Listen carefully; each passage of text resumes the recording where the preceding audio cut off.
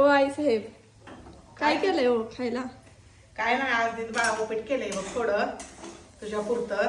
कोण काय नाश्त्याला खात नाही, आता स्वयंपाकच केल्यावर जेवते ती पण का नाही हो का असं काय होतं, तेवढं साहित्य घातलंय यात आणि असं मस्तपैकी उपीट केलंय. तुला आवडतंय का बघ? चहा पण ठेवला इकडे उकळायला. तुला आवडते का उपीट? हो, तुम्ही केलेलं आवडतंय, मला दुसरं आवडत नाही. आणि मी केलेला आवडतंय आणि तो करून मला एक दिवशी नाश्त्याला दे असं बरं का. बरं. सकाळ सकाळ गरम गरम भारी वाटतंय अगं. हो, आता तुम्ही केलंय तेच तुम्ही पण खावा. यात ती तर आता आपण दोघीच खाणार आहे, गरम गरम उपीट आणि चहा. मस्तपैकी चहा सोबत काय खायचं ग? Toast, biscuit.